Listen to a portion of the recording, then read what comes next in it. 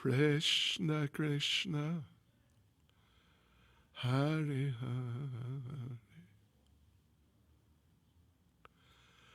Okay, I'm sorry. Now we're online.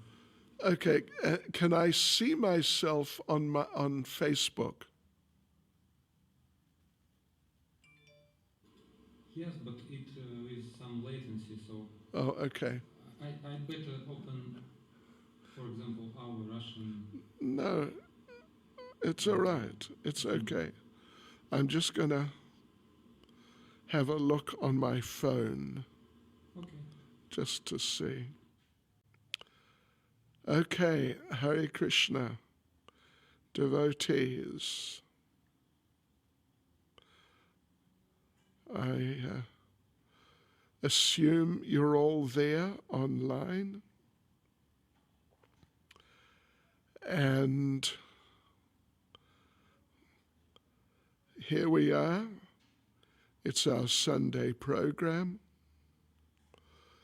It's our Sunday program. So we are to explore the subject, why is giving more satisfying than receiving from a material and spiritual point of view? It's a very interesting subject.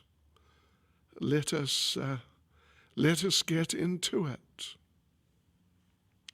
First of all, some prayers. Nama Om Vishnu Padaya Krishna Prestaya Bhutale Shrimati Bhakti Vedanta Swaminiti Namane Namaste Saraswati Deve Gauravani Pracharne Nirvishesha Shunyavadi Pastyachadeshatarne. Sri Krishna Caitanya Prabhu Nityananda Shri Advaita Gadadha Shivas Adi Gaura Bhaktavrinda. Hare Krishna, Hare Krishna, Krishna Krishna, Hare Hare. Hare Rama, Hare Rama, Rama Rama, Hare Hare. Vanchakalpatarubhyascha kripa sindhubhya evacha. Patitanam pavanebhyo vaishnavebhyo namo namaha. Srila Prabhupada ki jai. Yes, devotees, so it's the 19th of December, 2021, and Christmas Day is coming. If it's the 19th today, that must mean next week Saturday. Yes, next week Saturday is the actual Christmas Day. And I remember when I was a child, small boy at home in New Zealand, and Christmas would be coming, and then the Christmas day would arrive, and I would feel, and it wasn't just me, it was just, everyone, or certainly all the children, would be thinking when we'd get up in the morning on the 25th, we would be wondering, what presents am I going to get?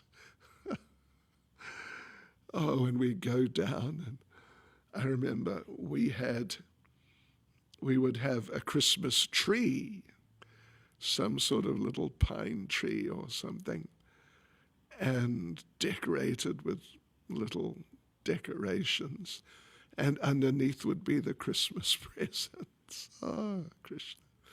And we'd go through and look and see, and we certainly felt that receiving was better than giving. But now we've come to Krishna consciousness, and now we've heard a different thing, that giving is better than receiving. In fact, it's a lot better. So, this applies, as the title of this class says. The idea is that giving is more satisfying than receiving, from not just the Krishna conscious point of view. It's not just when we come into Krishna consciousness that now, previously receiving was better than giving, but now we've come to Krishna consciousness. So now there's this concept somehow that giving is better than receiving. Previously, it was receiving's better than giving, but now we've come to Krishna consciousness. Now the idea is somehow or other that giving's better than receiving. But actually, as the title says, it's not only from the Krishna conscious point of view that giving is better than receiving, but even from the material point of view, giving is better than receiving. So how does it work? How does it work? What's the sort of mechanics? What's the process which makes it work like this in spiritual terms, but also in material terms? It's a very important aspect of our philosophy, actually. And we find that it applies, and the key is there, even on the most elevated levels, the most elevated levels of pure Krishna consciousness.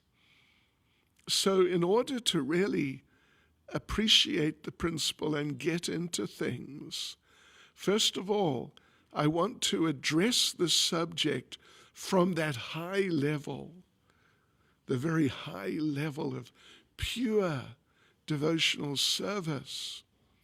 In fact, the very highest level of the love of Srimati Radharani for Lord Krishna. This is, you could say, this is where it all begins. This is where it all begins. On the highest level, there's no level higher than the love of Srimati Radharani for Lord Krishna. So it begins there, and then from there, it just spreads out. It spreads out down to our level. Yes, we also have that experience, but not simply down to our level. It even spreads right down into material life, because it's an eternal, transcendental principle of reality. So, first of all, let us explore this subject by reading some things from Caitanya Charitamrita. I'm going to read a verse. It's actually from the Adi Leela of Caitanya Charitamrita, chapter 1, and it's the 6th verse. And then we'll go on to read some verses, a number of verses from chapter 4, because chapter 4 of the Adi Leela of Caitanya Charitamrita, it really goes into great depth about the subject from the perspective of Radharani and the gopis, but beginning with Radharani. So first of all, I'll read Caitanya Charitamrita Adi Leela chapter 1, verse 6.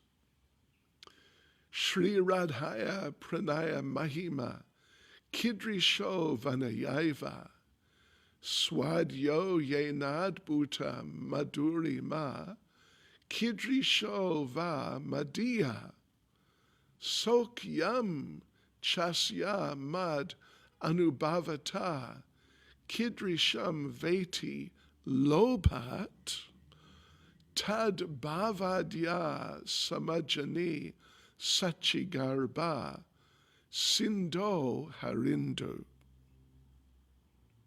Translation.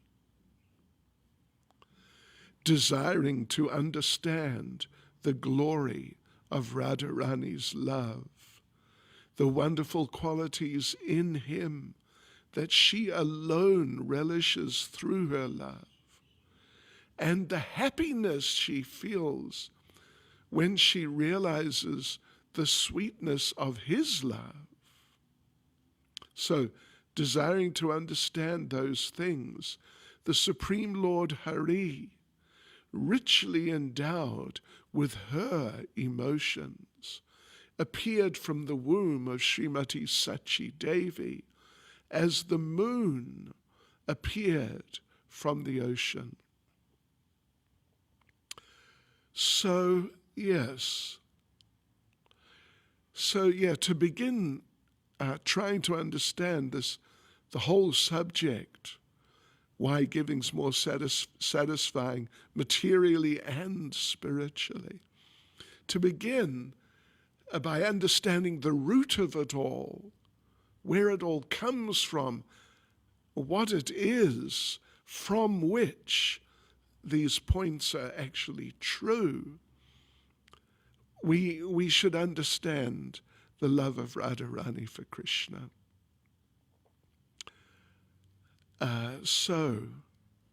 Because that love is just so incredible that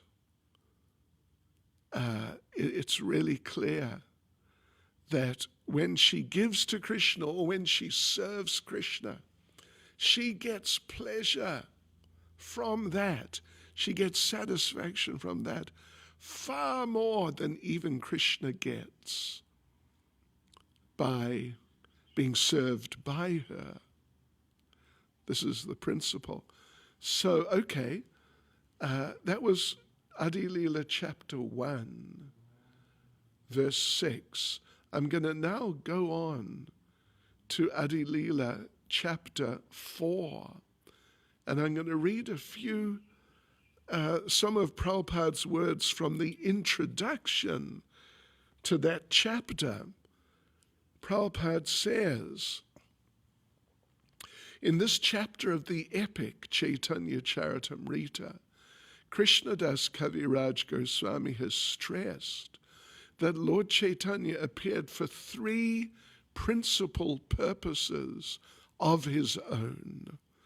The first purpose was to relish the position of Srimati Radharani, who is the prime reciprocator of transcendental love of Sri Krishna. Lord Krishna is the reservoir of transcendental loving transactions with Srimati Radharani. The subject of those loving transactions is the Lord himself, and Radharani is the object. Thus the subject, the Lord, wanted to relish the loving mellow in the position of the object, Radharani. The second reason for his appearance was to understand the transcendental mellow of himself. Lord Krishna is all sweetness. Radharani's attraction for Krishna is sublime. And to experience that attraction and understand the transcendental sweetness of himself, he accepted the mentality of Radharani. The third reason, now this is where we get into things a little more deeply. The third reason that Lord Chaitanya appeared was to enjoy the bliss tasted by Radharani. This is the point. This is what we're talking about, isn't it? The pleasure, the satisfaction of giving, of serving. Serving, giving, it's the same thing. So the third reason that Lord Caitanya appeared was to enjoy the bliss tasted by Radharani. The Lord thought that undoubtedly Radharani enjoyed his company, and he enjoyed the company of Radharani. But the exchange of transcendental mellow between the spiritual couple was more pleasing to Srimati Radharani than to Lord Krishna. Radharani felt more transcendental pleasure in the company of Krishna than he could understand without taking her position.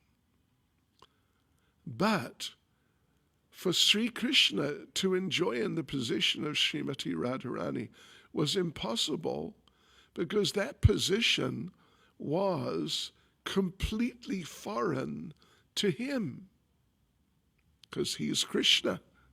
How can Krishna become Radharani because he's Krishna? How can you or I become other persons? We are what we are. So Krishna is what he is. And Radharani's different. Krishna is the transcendental male, and Radharani is the transcendental female. Therefore, to know the transcendental pleasure of loving Krishna, Lord Krishna himself appeared as Lord Caitanya, accepting the emotions and bodily luster of Srimati Radharani. Okay, so that's the principle. There are these three reasons for the appearance of Lord Caitanya, or in this context, or we can just say there are three reasons for Lord Krishna appearing as Lord Caitanya. But the third one is that Lord Krishna perceived, he could see that Srimati Radharani was getting more pleasure, satisfaction, like that, from serving him than he was getting from being served by her. This is the principle. This is the principle that giving is more satisfying than receiving. And even on the material level, it's true. And we'll go into that in due course.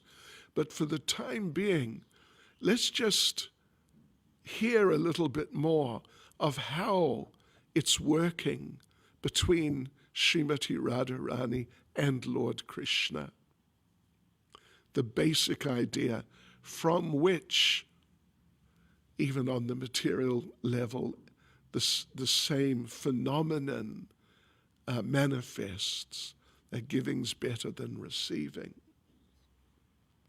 So now what I want to do is read just a few verses from the 4th chapter of Adi Leela, Caitanya Charitamrita. And just one thing you all could note, that if you really want to understand Lord Caitanya in this sense, his personal reasons for appearing, you must read the 4th chapter of Adi Leela, Caitanya Charitamrita. Of course, we know that Lord Caitanya appeared to establish the Yuga Dharma, the Sankirtan Yajna, and therefore he was engaged so much in chanting and dancing in public and spreading Sankirtan. But that, in doing that, he was basically just taking the role of the Yuga avatar.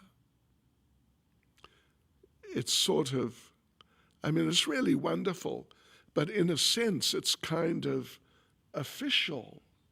It's kind of official that Lord Caitanya, he comes once in a day of Brahma.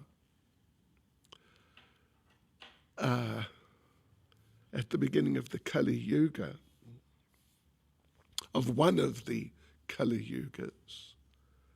Yeah. And he comes, in doing so, he takes the role of the Yuga avatar.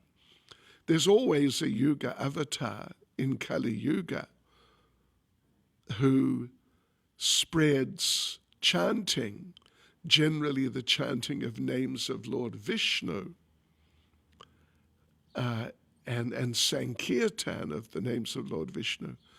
But once in a day of Brahma, Krishna comes, not Lord Vishnu, but Krishna comes as Lord Caitanya and starts the Sankirtan movement of the names of Krishna. So that's sort of official because that's what the Yuga avatar always does. It's his duty. But now Lord Caitanya, it's kind of like he told the Yuga avatar, hey, listen, you stay back home in Vaikuntha. I'll go and do your service, the spreading of Sankirtan. So that's kind of official. It's the Yuga Dharma. Lord Chaitanya's acting as the Yuga avatar, and it's his duty to establish Sankirtan. Of course, Lord Caitanya establishes Sankirtan of the holy names of Krishna, not the holy names of Vishnu. So it's all on a higher level. But still, that's the official thing. Got to start the Sankirtan movement. But now these three reasons, personal reasons, why Lord Krishna wanted to appear as Lord Caitanya, those are personal reasons. It's just for his own satisfaction and pleasure. He's thinking, hey, I want to experience these things. So it's just sort of coincidental or incidental, just going along with the spreading of the Sankirtan movement. But these are Krishna's personal reasons. Let me just read again. He wants to understand the glory of Radharani's love, just how great, how huge is it? Because it's so huge, he can't comprehend it. Then he wants to understand, second thing, what is it in him which stimulates her to love him so much? What is it she sees in me? Yes. And third thing, the happiness she feels when she experiences the love of Krishna. And as we just read, that happiness is greater than the happiness he experiences. Okay, so let's read a few verses from the 4th chapter of Adi Leela. I'm going to read from verse 126 to verse 133. Nija premas vade mora, hayaye alada, tahahaite koti guna, radha premas vada. Krishna speaking. And listen to this, just listen to this. Whatever pleasure I get from tasting my love, for Srimati Radharani. She tastes 10 million times more than me by her love. 10 million times. That's incredible, isn't it? 10 million times. So Krishna gets great satisfaction from being served by Radharani. Krishna gets great satisfaction even from being served by us, even though we are just beginners. And, we're just oftentimes struggling to get out of Maya. Krishna, help me to get out of my pet illusions, my misunderstandings, foolishness. Krishna, help me, please. So, but still, even though our attempts at serving Krishna, sometimes they're mixed up. For example, I'll give you an example. Now is Srila Prabhupada's book distribution marathon. And the ideal consciousness is to think that Srila Prabhupada wanted these books distributed because this is the only way we can save the conditioned souls. So, therefore, ideally we should be thinking that I want to distribute as many books as possible to fulfill this desire of Prabhupada. It's his desire.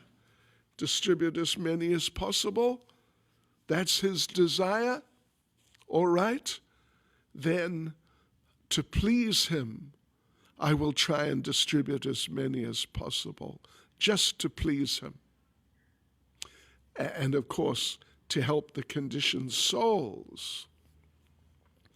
But sometimes it happens when some devotees go out on the Christmas marathon, the Prabhupada marathon, sometimes it happens that some devotee, not just one, but some devotee or devotees even, they're thinking, I want to distribute as many books as possible, so I come first. And people think, oh, I'm very good. Or maybe, I don't know about now, but I remember going back a bit, we would make a competition out of it. And whoever distributed the most books or got the most book points, we would buy them a ticket to India for a pilgrimage. I'm sure some of you remember that. So the pure consciousness, really the proper consciousness, is to be thinking, I want to please Prabhupada. I want to please my spiritual master. And for me, nothing matters. Nothing matters. If I do well or don't do well, the main thing is I must try to distribute as much as possible to please, to satisfy Srila Prabhupada or my spiritual master like this. So, even if some devotee is really thinking, I want to come first because I want to get the prize. I don't know if we're offering a ticket to India. We may not be. But whoever comes first in the marathon will get a prize of some sort. So even if a devotee is thinking like that, that I'm trying to do as many books as possible so I get the free ticket. Still, it's pleasing to Prabhupada. It's pleasing to Krishna. Because if the books just go out, then, and the people get the books, then that's satisfying to Krishna, to Prabhupada. It's very pleasing. So, in one sense, it doesn't matter.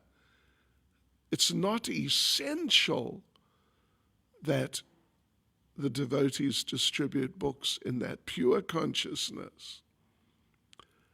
But the point is, it would really be good to distribute as many books as possible, as many as possible, in this way, in that way, not exactly in any way, but just in some way, distribute Prabhupada's books, because then Prabhupada and Krishna will be happy. They'll be satisfied.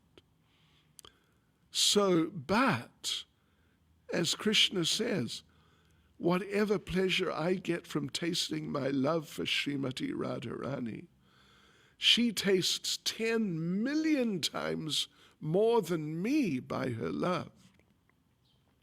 This is the principle, isn't it? It's more satisfying. It's more satisfying to serve than to be served. Yes.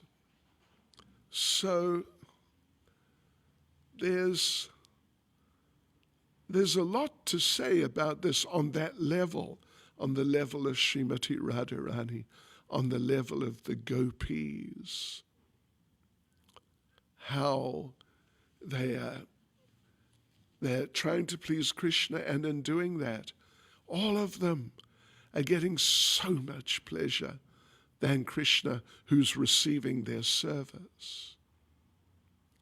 And so how could that be? How could it be like that? Well, ultimately,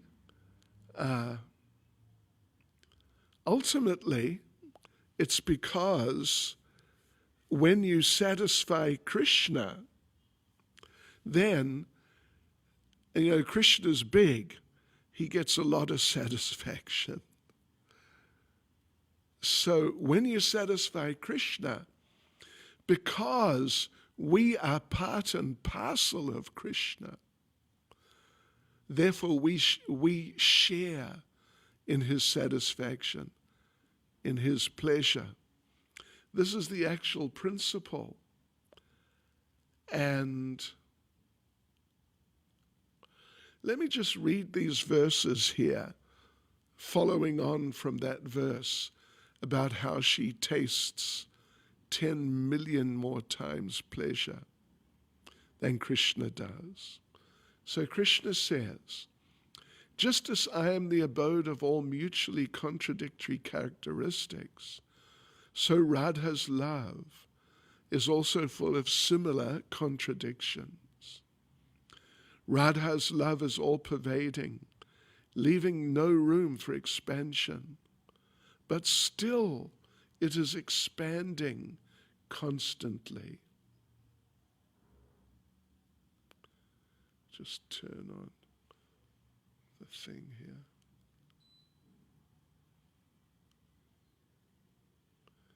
Not working. Okay.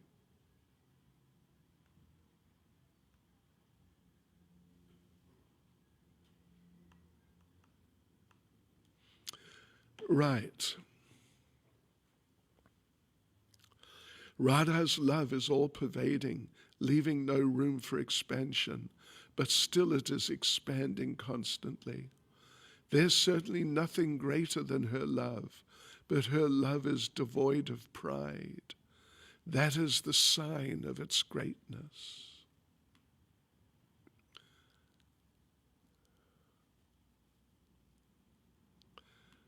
Yeah, okay. Sri Radhika is the highest abode of that love, and I am its only object. I taste the bliss to which the object of love is entitled.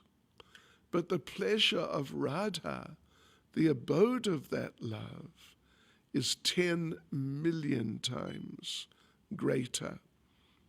So yes, there's a sort of a description in Caitanya Charitamrita that when Lord Krishna returned to Goloka Vrindavan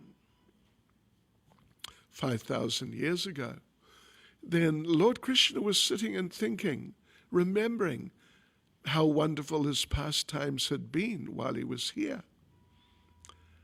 And as he's thinking about this devotee served me and that devotee served me and all these, so many devotees served me, and it was just such nectar receiving the service of those devotees. But then Caitanya Charitamrita describes that as Krishna was thinking like that, then a realization came to his mind that even though I was enjoying so much pleasure, I was getting so much satisfaction from being served by all these devotees,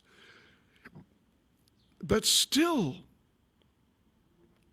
they seem to have been getting more satisfaction from serving me than I was getting from being served by them. And so then Lord Krishna started thinking of different of the Brijbasi devotees.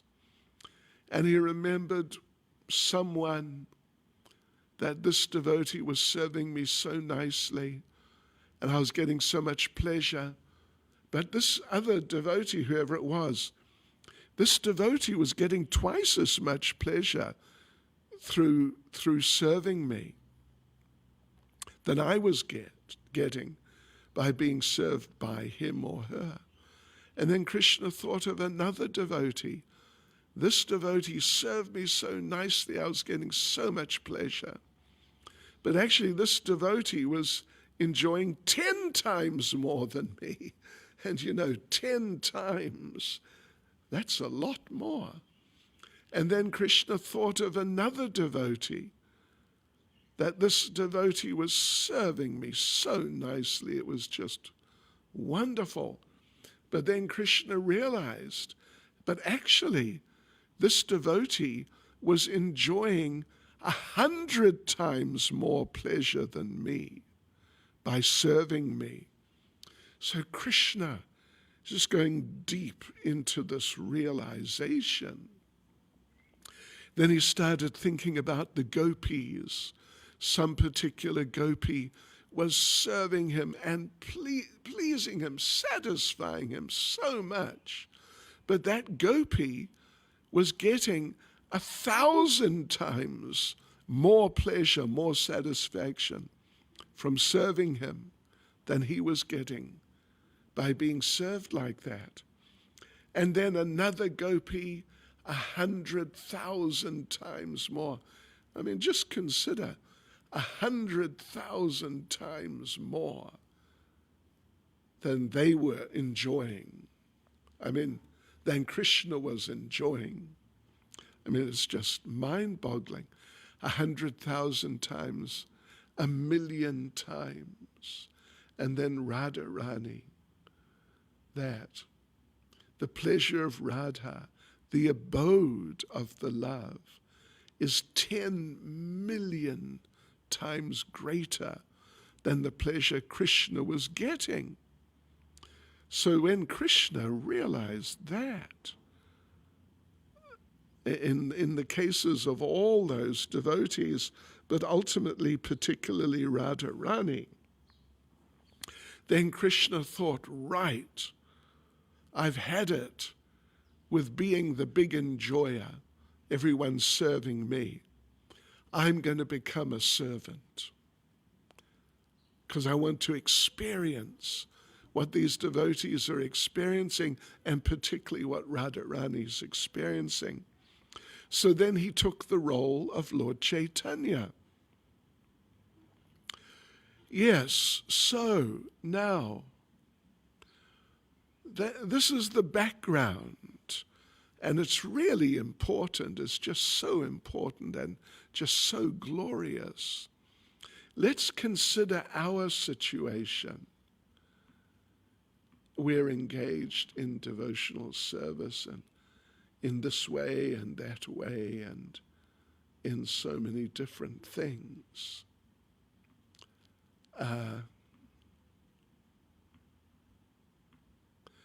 So if we really cultivate the mood of serving, the mood of pleasing, the mood of satisfying, then we will get much more pleasure, satisfaction, than by trying to enjoy the different opportunities for enjoyment which are there in Krishna consciousness. Like, I'll give you an example before I explain the principle. I'll give you an example that Srila Prabhupada, when he first took a group of devotees to India, they were traveling around with Prabhupada around India by train, generally at least, and they stopped at one town somewhere where there was a temple of Srila Bhakti Siddhanta Gaudiya temple was there, and there running the temple was one of Prabhupada's godbrothers, who, if I remember correctly, was an elderly brahmachari. So the brahmachari, who's like this president, he was extremely nice to Prabhupada, and he was very nice to all the devotees, and he cooked a feast. He cooked a feast for Prabhupada and the disciples who were with Prabhupada. So there was not a very large number of disciples. I don't know, but I wouldn't think there was more than 20, and quite possibly less. So this devotee, the brahmachari, he cooked a really nice feast, expertly cooked, and with different preparations, like a really ideal feast, you could say. And then he personally served the prasadam to Prabhupada and the devotees. Of course, a few other of the temple residents, they also helped serve. But this devotee, particularly the brahmachari, elderly brahmachari, he really got into it. And he's really serving very nicely and asking the devotees if they want more, and really taking care of serving prasadam in a very ideal way. And so Srila Prabhupada was appreciating. And he was telling the disciples that, just see, this is the perfect way to do this. First you cook the feast, then you offer the feast, and then when everyone's sitting down, then you serve the feast personally. So Prabhupada was appreciating that this is like ideal etiquette. Then it's a bit of a long story, but one devotee, that Prabhupada, he ate, but not a lot, and he started before and he finished before his disciples. And then his remnants were distributed. And one devotee got a big juicy gulab jamun which Prabhupada had taken a bite from. So it was given to this one devotee, and the devotee looked at it and thought, wow, that's great. I got some real mercy here. But as he's just looking at it and not doing anything about it, suddenly one of the other devotees grabbed it off the plate and into his mouth, and that was the end of the gulab jamun, which Prabhupada had taken a bite out of. And the devotee who had initially been given the gulab jamun, but now it was stolen by someone else, he got really upset. And he went to Prabhupada and he explained that such and such devotee, that I got your remnants, gulab jamun, you'd taken a bite, means it's real maha prasad. So I got this, but before I could eat it, this other devotee, such and such, he grabbed it and ate it before I could stop him.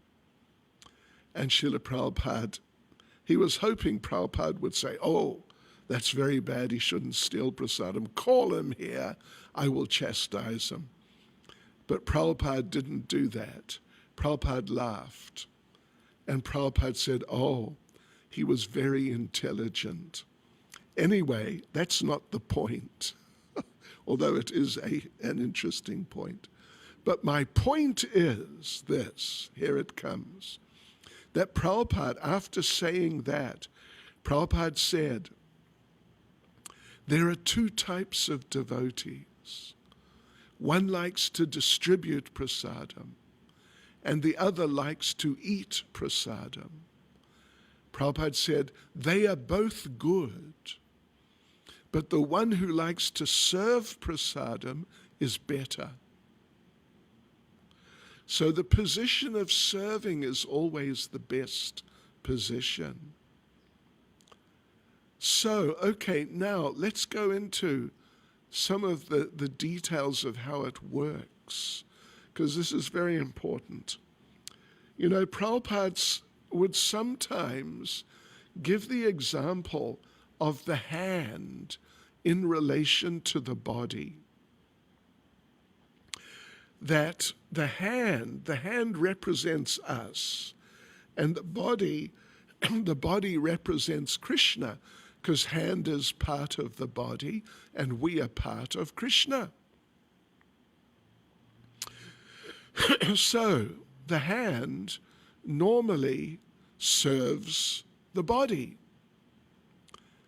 And particularly, or a particular example at least, is that the hand puts food in the mouth and in this way feeds the whole body and pleases the body, because it's not very pleasing to be starving. You need enough prasadam, otherwise you don't feel good. So the body is representing Krishna, and the hand obviously is part of the body that's representing us. So Prabhupada gave the example that one day a hand thought that, why am I putting all the food in the mouth and feeding the body? Why don't I just take all the food myself and consume it myself? Because, you know, I get this very tasty food, I put it in the mouth, and it's good for the body, but what do I get? I don't get any happiness or satisfaction from the food at all. So the hand thought, I will now try to consume the food myself and get the satisfaction from the food for myself. So that's what the hand did for a few days. The hand was trying to somehow consume the food and didn't put any in the mouth at all.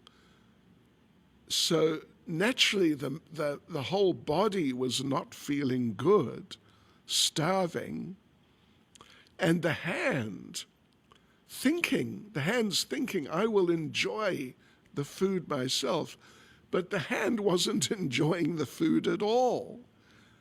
How on earth to try and squeeze it in? It just doesn't work. So the hand was not happy, and the body was not happy, and the hand didn't feel good.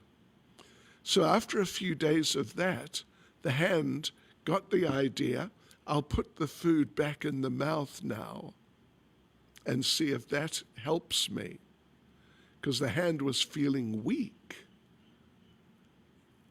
because the body was weak through not getting food. So the hand started putting the food back in the mouth, and the body started feeling better and stronger. And as that happened, the hand, which is part of the body, the hand started feeling better. So, because the hand is part of the body, and the hand shares in the pleasure of the body, the nourishment of the body. So similarly, we are part and parcel of Krishna. But in material life, we are thinking we will enjoy ourselves directly rather than give pleasure to Krishna. But it doesn't work in material life. We've all experienced, and it's just going on all the time. Even though the people are trying to give themselves pleasure in so many different ways, but there's a lack of satisfaction. People are not becoming happy really, but they're struggling. They're struggling, and they're suffering a lot.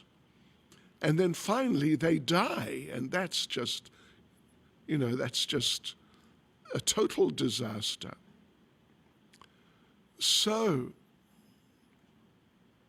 the thing is that just like the hand shares the satisfaction of the body by serving the body, in this case by putting food in the mouth. So similarly, if we serve Krishna, then we will share Krishna's pleasure because we're his parts and parcels. And even though we may do nothing to please ourselves at all, we may even undertake austerity and difficulty to please Krishna. But by pleasing Krishna, we find that we're becoming satisfied. Yes, so this is the principle which is involved here, that there is more pleasure in giving than receiving. Giving is more satisfying than receiving from a material and spiritual point of view. So particularly when we please Krishna by giving him, by serving him, we get so much more pleasure than some sort of program of personal enjoyment. And it applies on the material platform too. Of course, material platforms always mixed up, but still the point is there that some people, they become so rich that they've got, they can't buy more. I read about the one fellow, he had 91 or 93 Rolls Royces. It's just crazy. Yeah. And some people have their own aeroplanes. Some people have multiple houses. But you can only drive one car at a time. You can only live in one house at a time. You can only sit in one chair at a time. So by multiplying all your material facilities, you're not really going to give yourself more pleasure. And therefore, a lot of these rich people, they become philanthropists. Yeah, they give millions and millions, and even now billions they give for different humanitarian projects, because they feel that by doing this, I will get more pleasure, more satisfaction from my money than I'm going to get by spending my money for myself. So this is the principle. It applies also on the material level, but of course it applies mainly on the spiritual level.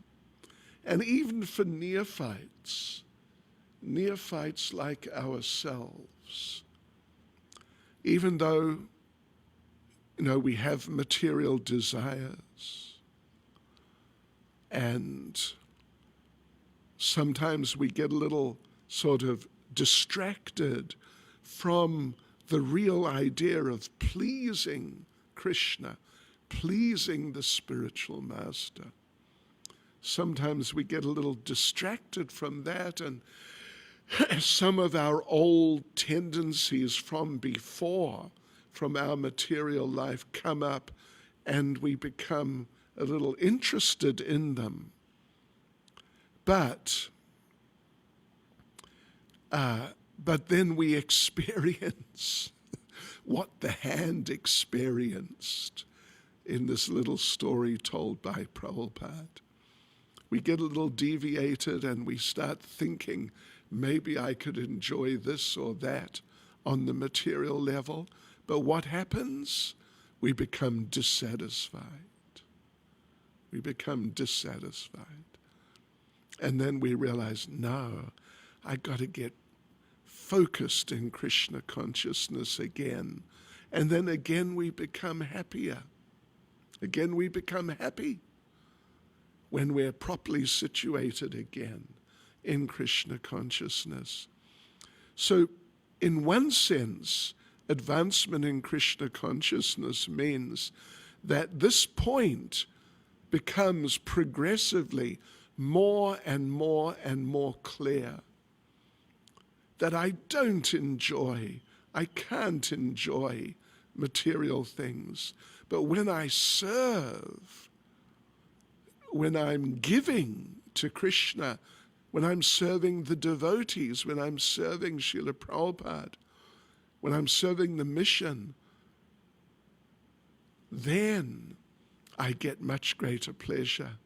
So in one sense, progress, advancement means that realization becomes more and more clear until we reach the point of complete conviction.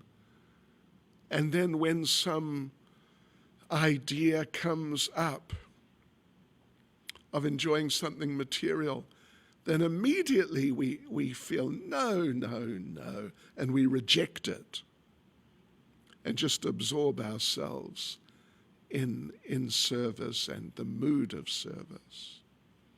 So there you go, everyone. And, next week, Saturday, my recommendation is, if you're going to get into it and presents, the whole present thing, if you're going to get into it, give your relatives, your family, your friends, people like that whoever you might give a present to, give them some Krishna consciousness. And if you do that very nicely, then you'll see Krishna becomes very satisfied. And then you'll become blissful because you're sharing in Krishna's enjoyment. Hare Krishna. Srila Prabhupada ki jai. So now, I'm not exactly sure if there's time for taking questions, first of all, and if anyone wants to ask a question. Anyone have a question? If you want to ask a question, and you're on Facebook, if you're on Facebook, then you can just put it in the chat. Because I'm seeing the chat right here. Bhakti Kadruta, Sri Lakshmi Nrsinga Devi Dasi, Sarva Lakshmi Devi Dasi, Vrindavan Dham, who's Nityananda Kripa Devi Dasi. Yeah, I can see you've all made comments, which is very nice, thank you. But if anyone has a question or comment, or question particularly, just put it straight in the Facebook chat. I'm watching, I'll wait for maybe 30 seconds or something to see if any questions arise. Oh, here we go. Here's a question from Varushna. Jai Varushna, Hare Krishna, how nice. What's the best gift to gift a devotee? Well, it depends, on the devotee, who they are. Like if it's a devotee child, like you have children, so if it's a devotee child, then you can give them some Krishna conscious sort of facility for children, like a Krishna conscious children's book, or their Krishna conscious toys.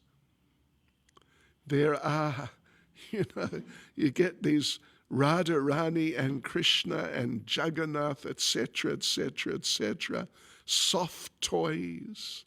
They're really nice for the children. If it's someone who is not a devotee, but they're a relative or a friend, and they're not really devotees, then I would suggest perhaps giving them some nice prasadam, some suitable prasadam, suitable to them. Or, if it's a devotee, if it's your husband, for example, who's a devotee, then you could get the latest Krishna conscious book that your husband hasn't got if he's the reading type, which is a very good type, the best type really in one sense. So, yeah. So it's all very personal. Krishna consciousness is very personal. For someone else, it might be to give them, like a piece of Krishna conscious clothing, perhaps. Something like that. For someone who's a devotee and who likes reading, get them a set of Srimad Bhagavatam. Well, I'll tell you, for a devotee who likes reading, a good book is Giriraj Maharaj's book. What's it called? I'll Build You a Temple. Prabhupada told the deities, Shishi Radha Rasbihari, who were living in a tin shack, worse than what used to be, in North Dean and Clarewood and these places. I've been, many years ago, I've been visiting families who live in tin shacks. So, yeah. So Radha Rasa Bihari, the deities were living in basically it was at best a tin shack. It was made of tin, but it was just, super crude. So Prabhupada said to Radha Rasa Bihari, I'll build you a temple. And he did. So that book of Giriraj Maharaj's discusses the whole thing. Wow, it's amazing. It's truly amazing.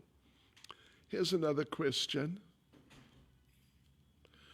Well, Kadruta says, I think the best gift one devotee can offer to another devotee is the time spending together in blissful association. Well, yeah, for some devotees that's true. I mean, it's always nice. But that you can do any time, the whole year. But when if you want to give something special that you don't give every day or so often, then it's nice to come up with some special thing as a gift, a devotional gift. So here's Rupa Chintamani Devi Dasi. What book do you recommend to give to a Christian who is my mum for Christmas? Well, book, if your mum, a Christian, is, willing to read Krishna-conscious books, then you could give a book like maybe Science of Self-Realization, or there are a couple of books of conversations of devotees with Christian priests, which are very interesting. There's one by Satyaraj. It's a very good book. So maybe something like that. Okay. Or maybe,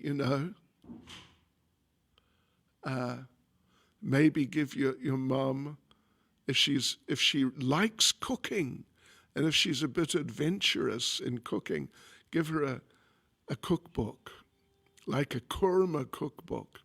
They're really good.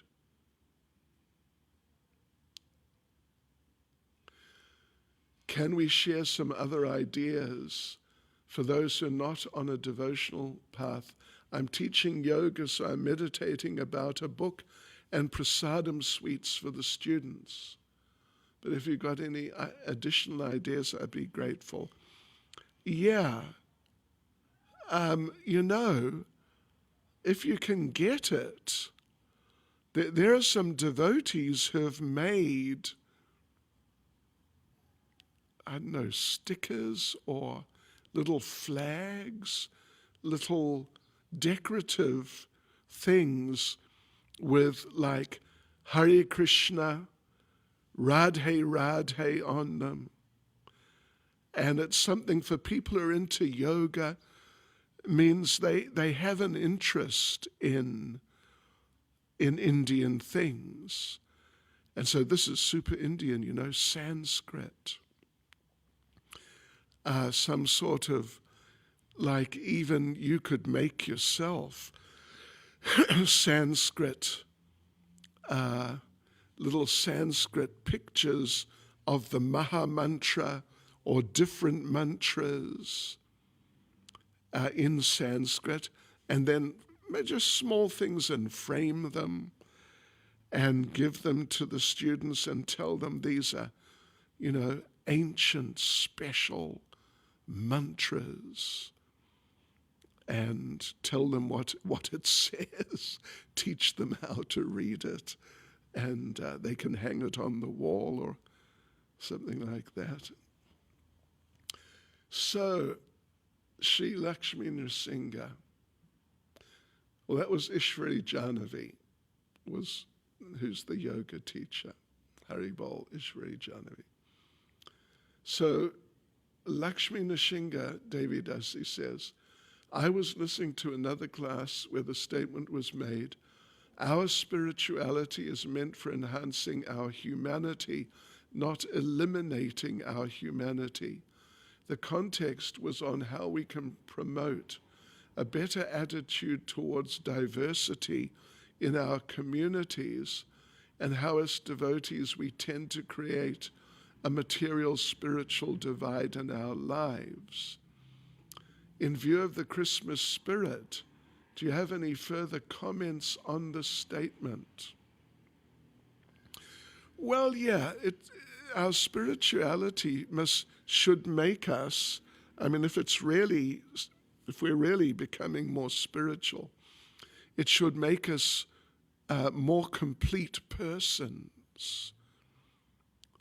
And in this way, as more complete persons, we become more able to interact with other persons, even if they're different from us. But, that doesn't mean that we now become more materialistic. But what it really means is that we become more able to give people Krishna consciousness in ways which they're going to find to be acceptable. And now that's the whole thing. I just mentioned for those people who are students of yoga, something like a little frame with some Sanskrit, a Sanskrit mantra, might be something they would appreciate. For others, prasadam, non-devotees. I mean, it's very rare to find non-devotees or just anybody who doesn't like prasadam. So if we're really advancing spiritually and developing as persons, we'll be able to translate, you could say, Krishna consciousness in such ways that people who otherwise, from a more dogmatic perspective, we just ignore, but to be able to share with them. Yeah. So anyway, that's the principle.